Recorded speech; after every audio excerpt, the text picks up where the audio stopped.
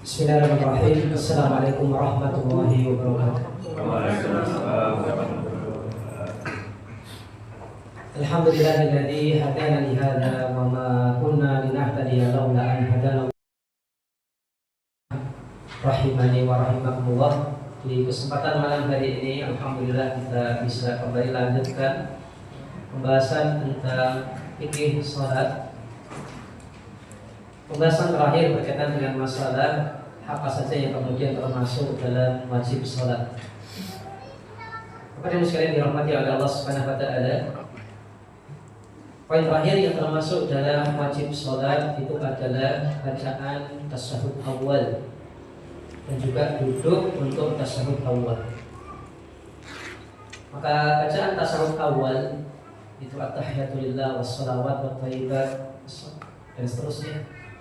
Dan sampai kemudian ucapan tasyahud, asyhadu an la ilaha illallah wa asyhadu anna Muhammadan abduhu wa rasuluh. Sampai di sini maka ini hukumnya adalah wajib salat. Adapun ucapan salawat dan salam kepada Nabi sallallahu alaihi wasallam di dalam tasyahud awal maka hukumnya adalah sunnah, itu dianjurkan. Maka apabila kita mendengar kata tasyahud, maka yang dimaksud dengan tasyahud di sini adalah lafaz tasyahud. Lafaz tasyahud, tahiyatulillah, dari tahiyat ya. Tahiyatulillah wassalawat wathayyibat dan seterusnya. Apa dalil berkaitan dengan masalah ini? Kenapa kemudian kita palingkan dari hukum rukun sholat menjadi wajib sholat? Kenapa tasyahud awal ini tidak dijadikan sebagai rukun sholat tapi menjadi wajib sholat? Maka alasan yang disampaikan oleh penulis di sini adalah karena semua dalil yang telah kita bahas bersama di pertemuan-pertemuan yang lewat ini menunjukkan yang rukun itu adalah tasyahud akhir. Adapun tasyahud awal kenapa tidak dijadikan sebagai rukun? Karena Nabi SAW ketika terjadi beliau lupa tidak tasyahud awal, maka Nabi SAW tidak mengulang tasyahud awal, dan Nabi SAW menggantinya dengan sujud sahwi. Dan seperti kita ketahui bersama dan telah kita sampaikan bahwasanya di antara kasus yang kemudian mengharuskan adanya sujud sahwi setelah sholat itu adalah ketika ada wajib sholat yang tidak dilaksanakan karena lupa. Maka dari dalil yang lewat telah kita bahas bersama. Nabi SAW suatu ketika pernah lupa tidak tasyahud awal dan kemudian Nabi SAW meneruskan sholat, tidak kemudian mengganti tasyahud awalnya. Dan kemudian Nabi SAW setelah sholat kemudian beliau sujud sahwi. Maka ini adalah alasan dari penulis di sini untuk kemudian tidak menjadikan sujud tasyahud awal ini sebagai rukun sholat, tapi menjadi wajib sholat. Kepada yang sekalian dirahmati oleh Allah Subhanahu wa taala, sedikit kami sampaikan pengulangan materi untuk lebih memahamkan dan juga mengingat kembali apa beda rukun sholat dan wajib sholat. Maka persamaan dari rukun sholat dan wajib sholat adalah sama-sama harus dilakukan. Jadi kesamaan antara rukun dan wajib sholat itu adalah sama-sama harus dilakukan. Perbedaannya adalah konsekuensi ketika tidak dilakukan karena lupa. Maka untuk rukun sholat apabila tidak dilakukan karena lupa, maka ini tidak bisa kemudian diganti dengan sujud sahwi dan ternilai sholatnya harus diulang dari awal. Secara umum demikian. Berbeda dengan wajib sholat. Untuk wajib sholat apabila ditinggalkan karena lupa, maka sholat masih sah dan kemudian adanya diganti dengan sujud sahwi. Maka kesamaannya adalah antara rukun dan wajib sholat ini harus sama-sama dilakukan. Perbedaannya adalah konsekuensi ketika tidak dilakukan karena lupa. Untuk rukun sholat ini nggak bisa diganti dengan sujud sahwi dan secara umum sholatnya ini harus diulang. Adapun untuk wajib sholat yang ditinggalkan karena lupa, maka ini sholatnya masih sah, bisa dilanjutkan sampai selesai dan kemudian ditutup dengan tambahan sujud sahwi. Pada sekalian dirahmati oleh Allah Subhanahu wa taala, berkaitan dengan masalah bacaan tasyahud, maka para ulama ini sepakat bahwasanya tasyahud ini diucapkan dengan lirih dan makruh untuk dijaharkan. Dan ini adalah nasihat kita bersama yang mana mungkin sebagian kaum muslimin kita mungkin pernah ketemu ataupun pernah alami ketika membaca tasyahud ini agak dikeraskan. Sampai kemudian didengar oleh makmum kanan, makmum kiri, bahkan depan belakang. Maka ini adalah hukumnya makruh. Hukumnya makruh.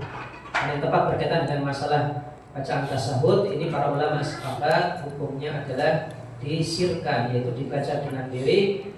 Apa yang dimaksud dengan bacaan sir di sini? Yaitu yusmi' nafsa, memperdengarkan kepada dirinya sendiri. Jadi tetap ada, mohon maaf, komat kawinnya, gerakan bibir ada. Hanya saja sifatnya adalah sebatas memperdengarkan kepada diri kita sendiri, bukan memperdengarkan kepada orang lain, kanan kiri depan belakang tidak.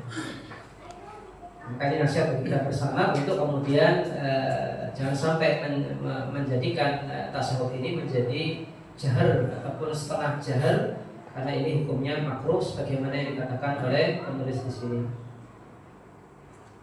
Baik Bapak dan Ibu sekalian dirahmati oleh Allah Subhanahu wa taala, dengan demikian kita anggap selesai pembahasan berkaitan dengan masalah wajib-wajib sholat, di mana di sini kesimpulannya adalah yang termasuk wajib sholat sekiranya adalah satu hal saja yang pasti, yaitu adalah tasyahud awal. Adapun yang pertama adalah bacaan doa istiftah, yang para ulama berbeda pendapat apakah ini termasuk wajib ataukah anjuran. Jawabannya anjuran. Anjuran. Kemudian takbir intiqal, takbir perpindahan, Allahu Akbar. Maka ini yang tepat dalam masa ini adalah hukumnya dianjurkan. Bacaan tasbih dalam ruku dan sujud, yang sebagian ulama mengatakan ini adalah wajib sholat. Subhana Rabbil Azim ketika ruku, Subhana Rabbil A'la ketika sujud, maka yang tepat adalah hukumnya dianjurkan. Maka kesimpulannya adalah yang ini tepat kemudian kita statuskan sebagai wajib sholat itu adalah bacaan tasyahud awal.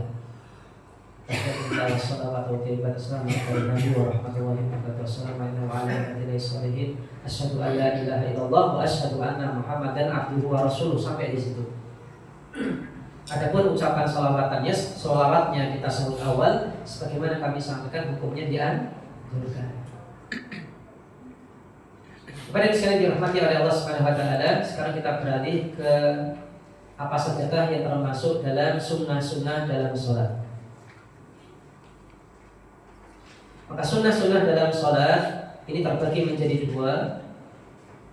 Yang pertama adalah sunnah berkaitan dengan masalah ucapan, dan sunnah yang berkaitan dengan masalah perbuatan atau gerakan. Jadi ada bacaan-bacaan ataupun zikir yang ini termasuk sunnah, dan ada gerakan-gerakan yang ini termasuk sunnah dalam sholat.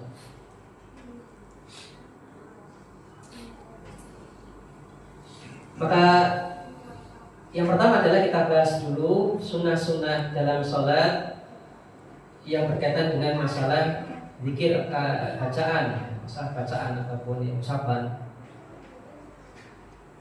Yang pertama sudah kita bahas, yaitu doa istiftah. Ini tidak kita ulang.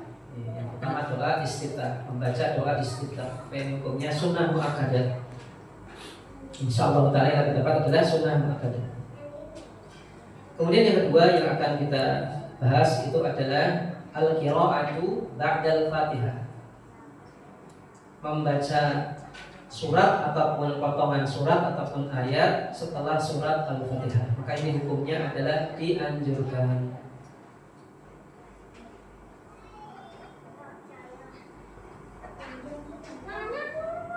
Tulis mengatakan fatusannu qira'atu suratin fi rak'ataini al-ulayaini ba'dal Fatihati bi ijma'i ulama.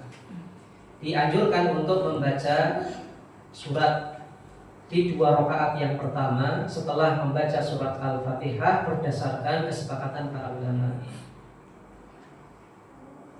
Wakadzalika, dan demikian pula tusannu qira'atuha, juga dianjurkan untuk membaca surat selain surat Al-Fatihah ahyanan, kadang-kadang fisalisah warrobi'ah, di rakaat yang ketiga dan juga di rakaat yang keempat. Maka ini kita dapatkan keterangan dari penulis bahwasanya untuk rakaat ketiga dan rakaat keempat ini Nabi SAW ahyanan, kadang-kadang juga membaca surat selain surat Al-Fatihah. Kadang ini yang perlu kita garis bawahi. Artinya apa? Yang pertama, kita menjadi tahu, oh berarti tidak salah pula kalau kita nambahi baca surat setelah Al-Fatihah di rakaat ketiga ataupun rakaat keempat. Tidak salah, karena ini ada tuntunannya dari Nabi SAW. Yang kedua, kapan dipraktekkan? Jawabannya adalah kadang-kadang. Tidak boleh kemudian diseringkan. Maka yang sering adalah Nabi SAW untuk rakaat ketiga dan keempat mencukupkan diri membaca surat Al-Fatihah saja. Namun kadang-kadang sebagaimana disampaikan ditambah pula dengan bacaan surat. Di antara dalil berkaitan dengan hal ini adalah sebuah hadis yang disampaikan oleh Abu Qatadah radhiyallahu anhu.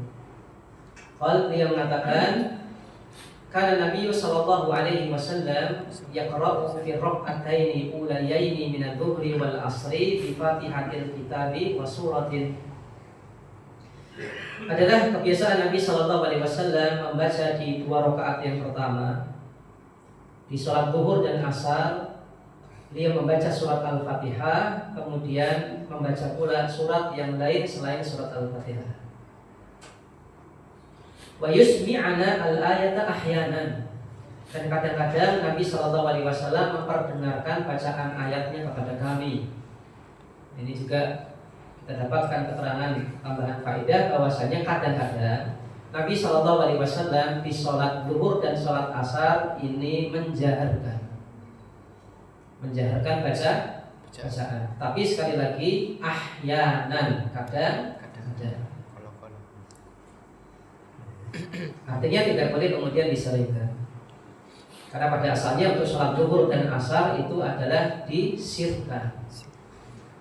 Tapi boleh pula kadang-kadang di antara faktor yang kemudian mendukung kadang-kadang kemudian kita jaharkan. Misalkan ketika kita ngajari sholat, kita sholat sekaligus mengajari sholat, maka boleh untuk kemudian dijaharkan meskipun itu adalah sholat zuhur ataupun asar. Dan juga ini menunjukkan kepada kita ketika misalkan qadarullah ta'ala, entah karena satu dan lain alasan, kok imam sholat zuhur ataupun asar kok menjaharkan, harusnya disirkan, maka ini tidak perlu bagi makmum untuk mengucapkan subhanallah. Biarkan. Hatta meskipun ketika ini karena lupa dari imam. Karena kita katakan karena adanya riwayat yang kadang-kadang Nabi juga memperdengarkan ayat, maka ini mencocoki hal ini. Sehingga di sini boleh kita katakan ini bukan kekeliruan, dan kalau seandainya ini adalah kekeliruan yang disebabkan karena lupanya imam, maka ini bukanlah kekeliruan yang cukup fatal dan besar, maka tidak perlu untuk kemudian kita koreksi dan kita ingatkan dengan ucapan subhanallah. Kalau seandainya kemudian imam ingat kemudian menasirkan kembali, ya sudah, biarkan. Tidak perlu kemudian setelah sholat kemudian diperbincangkan, tidak perlu. Jadi sebuah hal yang kemudian kita dapatkan faedah baru. Kadang-kadang Nabi Shallallahu Alaihi Wasallam memperdengarkan bacaan ayat beliau ketika sholat zuhur ataupun asar. Kemudian Abu Qatadah menyampaikan lanjutan ceritanya. Wa yaqra'u fi rak'ataini al-akhirataini bi Fatihatil Kitab. Dan Nabi Shallallahu Alaihi Wasallam membaca di 2 rakaat yang terakhir, itu rakaat ketiga dan keempat, beliau membaca Fatihatul Kitab, surat Al-Fatihah. Ini dalil kebiasaan Nabi di rakaat ketiga dan keempat mencukupkan diri dengan membaca surat Al-Fatihah saja. Di sini diriwayatkan oleh Imam Bukhari dan juga Imam Muslim.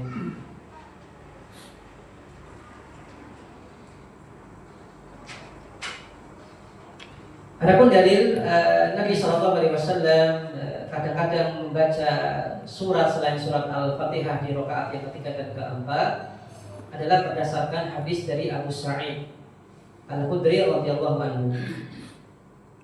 Dia mengatakan, "Anna Nabiy sallallahu alaihi wasallam kana yaqra'u fi salati dhuhri fi rak'ataini al-ulayaini fi kulli rak'atin qadra 30 ayat." Adalah kebiasaan Nabi Shallallahu Alaihi Wasallam membaca di sholat zuhur dan di sholat zuhur di 2 rakaat yang pertama, di setiap rakaatnya beliau membaca kurang lebih sekadar 30 ayat. 30 ayat itu berarti cukup lama nih, 30 ayat.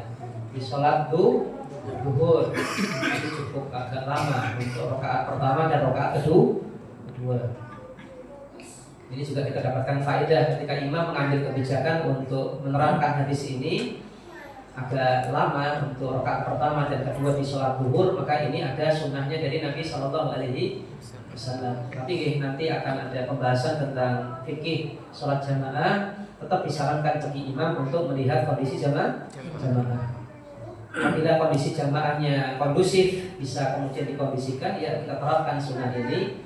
Tapi kalau misalkan kondisi jamaahnya ini heterogen, ini masjidnya masjid musafir, orang itu macam-macam keperluannya, maka sekiranya di sini mungkin kita bisa lebih bijak untuk menyikapi situasi dan sesuai dengan situasi dan kondisi. Tapi setidaknya kita dapatkan faedah di sini lumayan panjang Nabi Shallallahu Alaihi Wasallam membaca di rakaat pertama dan kedua sholat zuhur. 30 ayat. Wafil ukhrayaini qadra 15 ayat. Dan di 2 rakaat yang terakhir beliau sallallahu alaihi wasallam membaca sekitar 15 ayat. Jadi kalau 15 ayat itu tidak hanya surat Al-Fatihah. Kalau surat Al-Fatihah hanya 7 ayat. Dan di sini Abu Sa'id Al-Khudri mengatakan ya, sekedar 15 ayat. Maka Al-Fatihah plus surat yang lain. Entah itu satu surat lengkap, entah itu ya potongan dari surat. Sampai seterusnya akhir hadis ini diriwayatkan oleh Imam Muslim.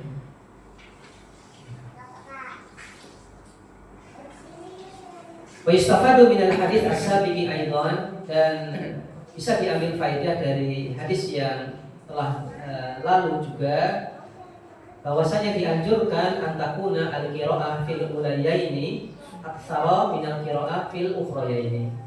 Dianjurkan untuk bacaan surat di 2 rakaat yang pertama itu jauh lebih lama ataupun lebih banyak jumlah ayatnya daripada yang dibaca di 2 rakaat yang terakhir.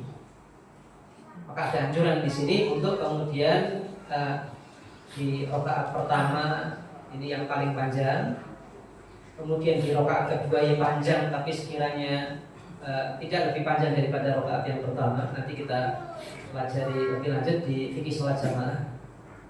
Dan adanya bolehnya bagi imam untuk kemudian menunggu jamaah. Nanti kita pelajari bersama. Jadi kebiasaan Nabi ketika mengimami salat jamaah itu adalah bacaan paling panjang Nabi adalah di rakaat yang pertama.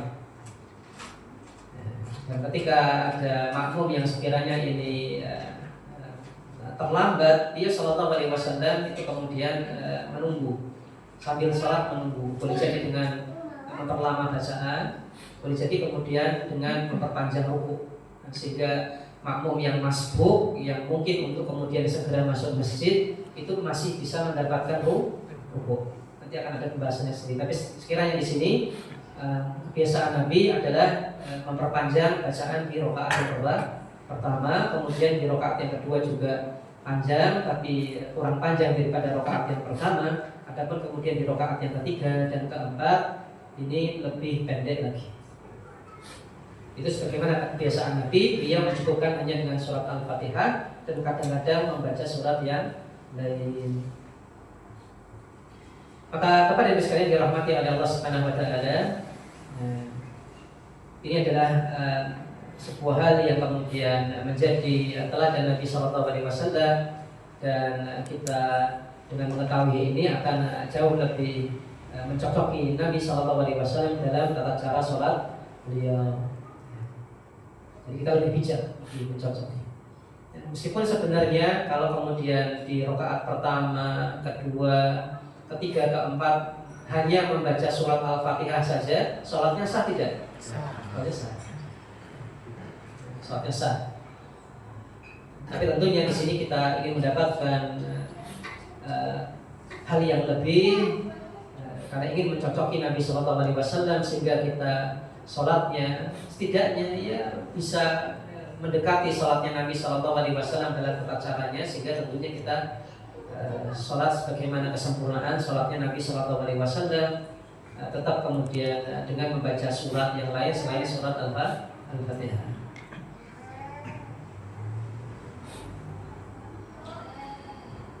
Wa istahabbu kadzalik tartilul qiraah, dan dianjurkan pula untuk membaca dengan tartil. Wa tadabburuha bil ijma', dan juga dianjurkan pula untuk sekaligus mentadaburinya berdasarkan ijma'.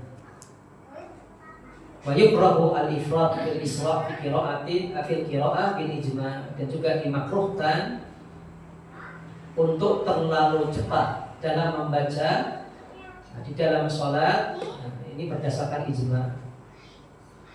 Dan ini adalah firman Allah Subhanahu wa taala di surat Al-Muzammil ayat 4. Allah perintahkan untuk membaca Al-Qur'an dengan tartil. Allah katakan warattilil Qur'ana tartila, dan hendaklah engkau membaca Al-Qur'an dengan tartil. Dan di antara yang termasuk dalam makna tartil itu adalah dengan perlahan.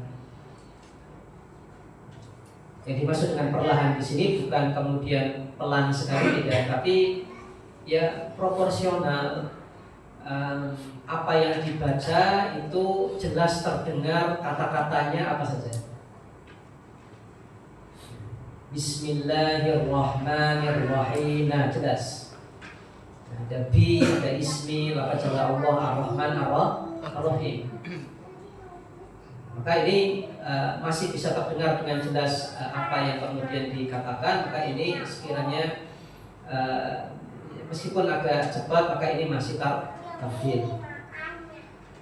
Maka ini menunjukkan kepada kita, kalau kemudian bacaannya ini tidak bisa terdengar dengan jelas apa saja yang kemudian dibaca, maka ini sudah isra' fil qiraah, sudah terlalu cepat dalam membaca, dan ini hukumnya adalah minimal makruh, akan menjadi haram, bahkan kemudian sholatnya batal ketika Al-Fatihah yang dibaca itu adalah tidak bisa terdengar dengan jelas, karena terlalu cepat.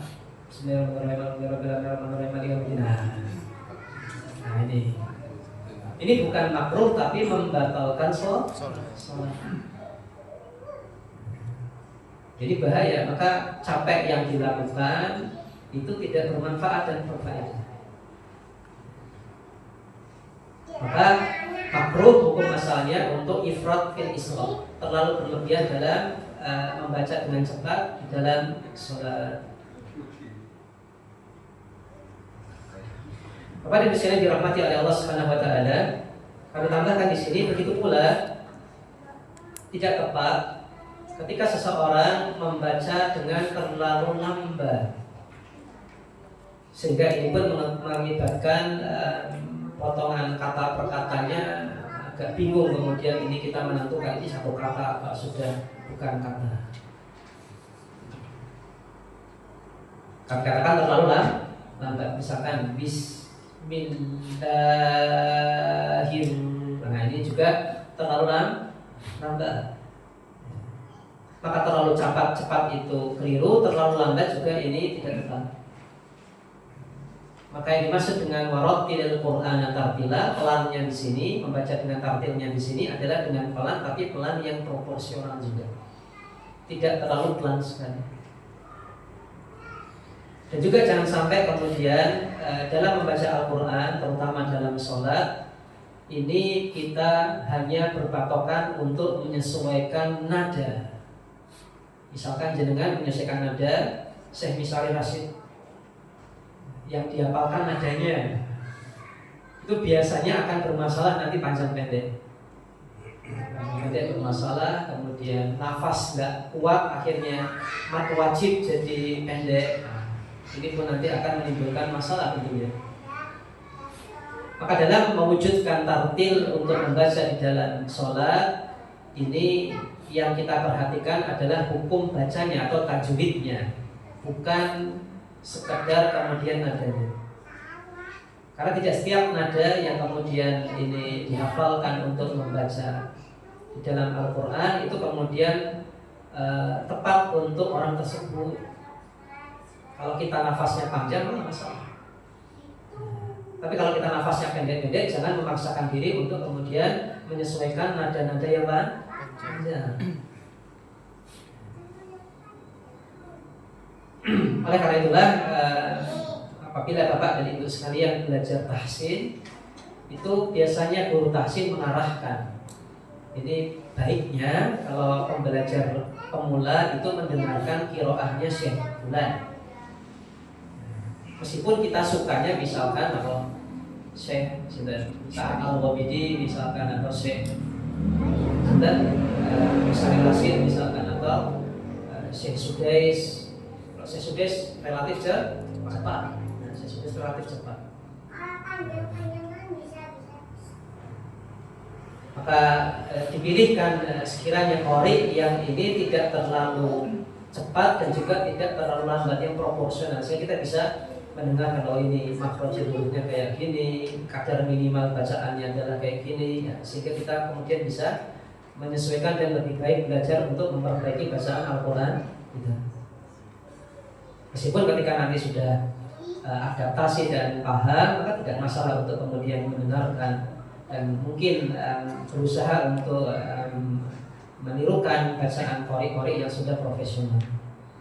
Tapi bagi kita yang pembelajar pemula, ini biasanya dipilihkan qori yang ini ya, pelan tapi tidak terlalu pelan, cepat tapi tidak terlalu cepat. Bacaannya ini betul-betul bisa didengarkan dengan jelas, sehingga kita jauh bisa lebih mengambil faedah, karena kita adalah penuntut ilmu tajwid ataupun tahsin atau pemula. Bapak dan sekalian dirahmati oleh Allah Subhanahu wa taala, maka yang dimaksud dengan tartil di sini bukan nada, tapi membaca Al-Qur'annya dengan pelan, jelas, tepat hukum-hukumnya. Sehingga ketika ada seseorang yang mungkin menguasai tajwid, kemudian hukum-hukum panjang pendek dan yang lainnya, tapi kemudian untuk masalah nada maupun dan pas-pasan, maka masih kemudian kita katakan ini membacanya secara tartil, sudah memenuhi perintah Allah Subhanahu wa taala. Sebaliknya ketika orang bacaan nadanya bagus, tapi panjang pendeknya salah, salah. Siddahnya juga kurang, ditekannya ketika tasdid juga kurang. Maka meskipun bacaannya bagus, cengkoknya bagus, ini belum tartil.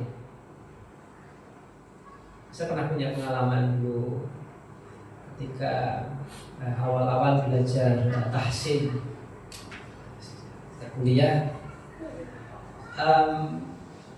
kebetulan di masjid yang biasa kami jadikan tempat untuk belajar tahsin itu imamnya nadanya bagus. Selesai sholat maghrib, ada maghrib majelis tahsin, kemudian ustaz kami menyampaikan nasihat, baca Quran itu bukan nyanyi. Saya kaget apa maksudnya, baca Quran kok bukan nyanyi, maksudnya harus dijelaskan. Ya, jangan kemudian berpatokan hanya dengan menyesuaikan nada, akhirnya salah panjang pendek, salah idhar dan ikhfa karena hanya memperturutkan nada. Yang utama itu adalah hukum bacaannya. Jangan kemudian memperturuti nada yang kemudian ingin kita capai dan ingin kita tuju, sehingga salah. Dan cukup banyak beliau berkomentar seperti ini ya. Baca Quran itu jangan kayak orang nyanyi, hanya kemudian mengutamakan nada.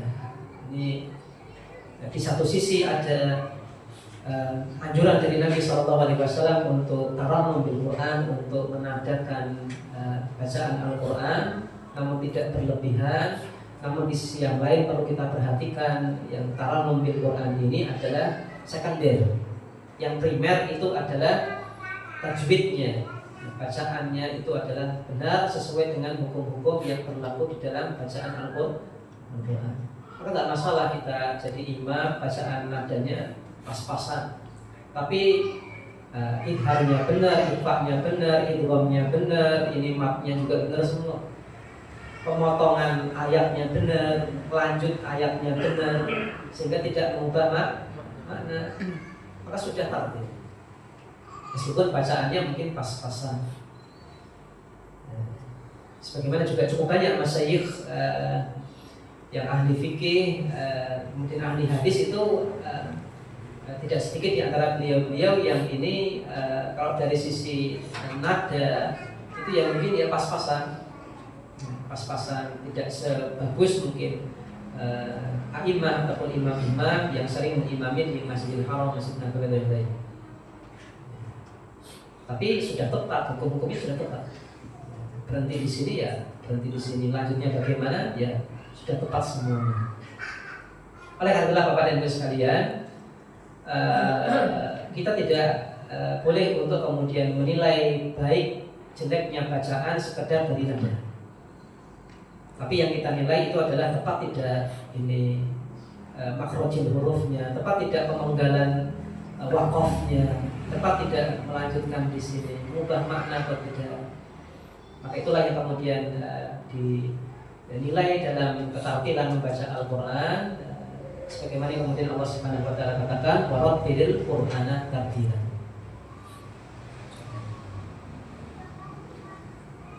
Kemudian berikutnya masih berkaitan dengan masalah ini, tulis mengatakan wa yustahabu su'alullah ta'ala wal isti'adatu bihi 'inda dzikri ayatir rahmah wal 'adab. Dianjurkan pula untuk memohon kepada Allah Subhanahu wa taala perlindungan ketika membaca ayat rahmat ataupun ayat adab.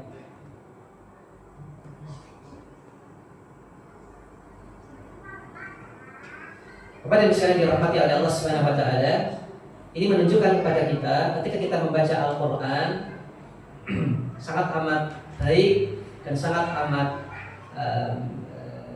utama ketika kita juga mengetahui maknanya, sehingga kita bisa mengamalkan anjuran ini. Ketika kita membaca ayat tentang adab, maka boleh untuk kemudian berhenti sejenak, kemudian kita berdoa kepada Allah, a'udzubika minan nar misalkan, ya Allah aku berlindung kepadamu dari neraka. Kemudian melanjutkan membaca ayat. Atau kemudian ketika kita membaca ayat rahmat tentang kasih sayang Allah Subhanahu wa taala, kemudian kita berhenti sejenak, kemudian kita mengatakan as'aluka ar-rahmah, ya Allah aku memohon kepadamu rahmat. Tidak ada lafaz khususnya, tidak ada lafaz khususnya, bebas. Cuma dengan catatan dengan bahasa Arab. Nah, ini susah. Ini yang perlu kita belajar. Kita pilih hati-hati dalam masalah ini. Ya, kami sampaikan di sini berdoanya dengan bahasa Arab. Ustaz pripun itu batin mawon nggih monggo. Batin. Cuman yang diteladankan oleh Nabi SAW adalah beliau menghentikan sejenak bacaan beliau, kemudian beliau berdoa Allahumma inni a'udzubika minan nar atau lafaz misalnya, atau Allahumma inni as'aluka rahmah atau lafaz misalnya. Apa dalilnya? Dalilnya adalah dari sahabat Hudzaifah Ibnu Yaman radhiyallahu anhu. Dia mengatakan, "Shalaitu ma'an Nabi sallallahu alaihi wasallam dzata lailatin." Di suatu malam saya sholat bersama dengan Nabi sallallahu alaihi wasallam. Faftataha al-Baqarah. Kemudian beliau buka sholatnya dengan membaca surat Al-Baqarah. Ini kemungkinan besar adalah yang mulai dari sholat malam. Karena biasa Nabi sholat malam dengan bacaan panjang di antaranya dengan surat Al-Baqarah. Kemudian ini dipotong tadinya, kemudian disampaikan hanya poin pentingnya di sini. Dalam hadis ini kemudian Hudzaifah menceritakan, "Idza marra bi ayatin fiha tasbihun sabbah."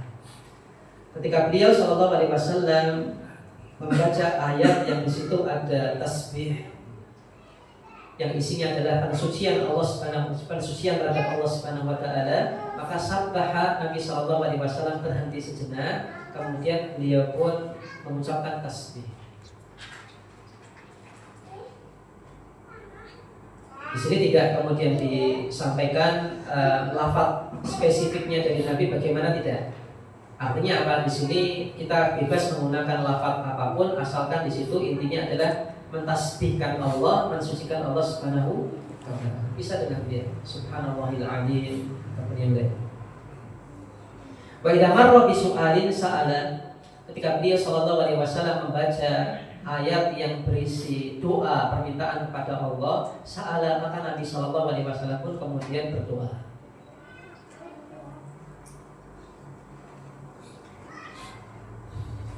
Ya, misalkan membaca ayat yang di situ Nabi Allah menceritakan tentang doa seorang nabinya misalkan. Maka Nabi sallallahu alaihi wasallam kemudian berhenti sejenak, kemudian Nabi sallallahu alaihi wasallam berdoa pula, atau boleh pula kemudian dengan mengatakan Allahumma stajib, ya Allah kabulkanlah, apapun lafaz-lafaz yang semisal. Wa idza marra bi ta'awudin ta'awwada. Ketika beliau membaca surat yang berisi permintaan perlindungan kepada Allah Subhanahu wa taala, maka beliau sallallahu alaihi wasallam pun berta'awud, itu minta perlindungan kepada Allah Subhanahu wa taala. Tsumma raka'a, kemudian Nabi sallallahu alaihi wasallam rukuk. Rawahu Muslim, hadis ini diriwayatkan oleh Imam Muslim. Ya, kita lanjutkan setelah. Wassalamualaikum warahmatullahi wabarakatuh.